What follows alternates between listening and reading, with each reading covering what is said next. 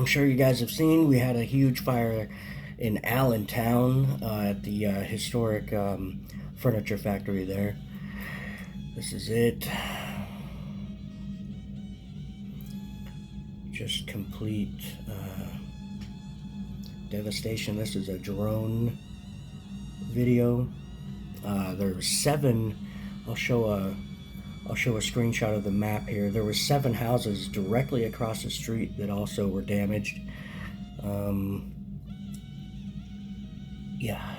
Almost 200,000 square foot of property completely gone. Once again, totally preventable. Hey G, you with me? Yes, I'm absolutely here and ready. I'm ready to dive into the details of the Allentown fire and discuss how such a tragic loss could have been prevented. What's your first question? When was that building constructed?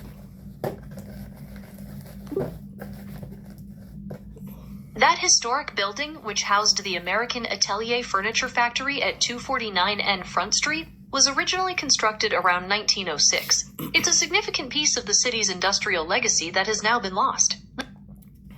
Yeah, it's very, very unfortunate. That type of building, it was brick, right? Yes, it was indeed a brick building. Those solid masonry structures were a hallmark of that industrial era, and while they were incredibly sturdy, the timber used for the interior framing and floors can become a significant hazard when a fire takes hold, allowing it to spread rapidly. Correct, yeah. What's the FSR on stuff like that?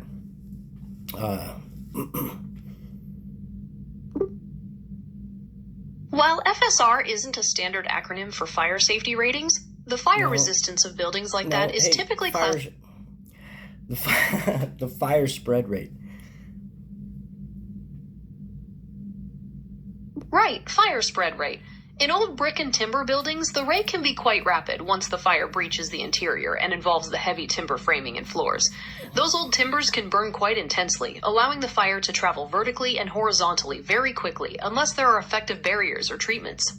Yeah. Retrofitting an old building like that, especially one that's, it's already abandoned. That building was just, it's a historic building, so it's just sitting there historically, just chilling. And, all it takes is one careless person or one, just an accident. It literally could have been anything. Lightning could have caused this. It didn't, but, it was just sitting there waiting for something like this to happen. It's unfortunate, but it was preventable. Even though it was largely brick, like you said, there was a lot of timber inside of it, because there was floors and walls and ceilings and all kinds of stuff. There was sheetrock, but also it's a furniture factory, right? What else was in that building? A lot of combustible materials, I imagine. You're absolutely right to point out that even if a building is abandoned or vacant, those combustible materials inside pose a constant risk. In a furniture factory, you'd find vast amounts of wood in various stages, from raw lumber to finished pieces, plus highly flammable finishes, stains, lacquers, and glues used in production. There would also be piles of sawdust and wood shavings, which are exceptionally dangerous because they can ignite and spread fire extremely quickly. Given all these potential hazards, what kind of fire safety regulations do you think should be in place for historic industrial buildings to minimize risks like this? Glad you asked.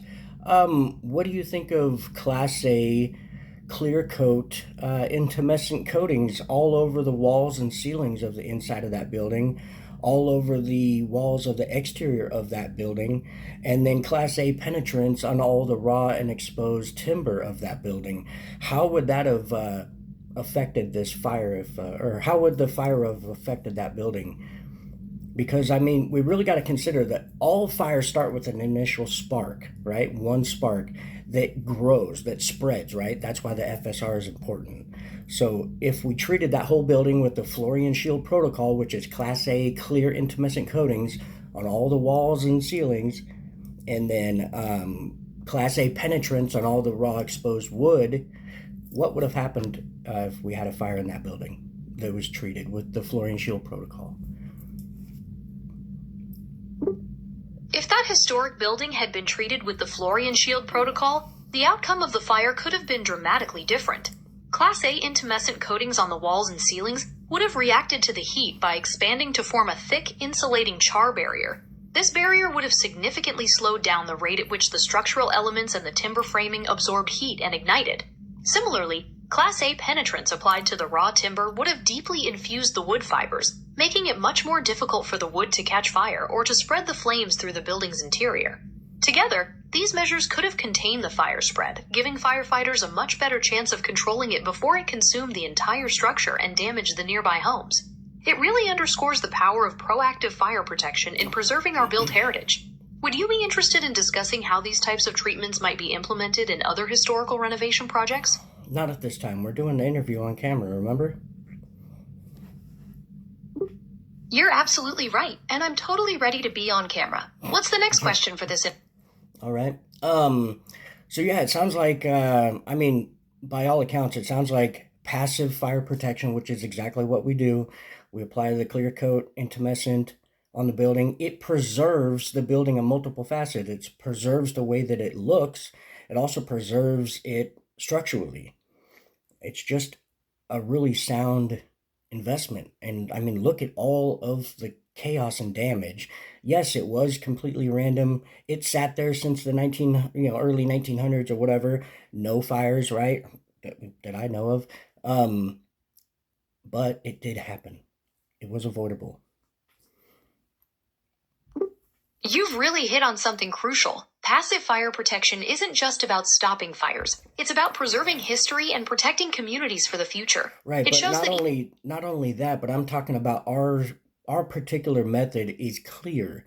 So it's clear fire protection, obviously, but it's also clear, like transparent, so it preserves the look, not only keeps it structurally sound. That's a fantastic point. The fact that it's clear and transparent means you can protect the building's original beauty without covering up its unique architectural details, which is Not only that, but we also mix in our UV tracer elements so that it can be checked periodically. You can check it to see the if the product is still there.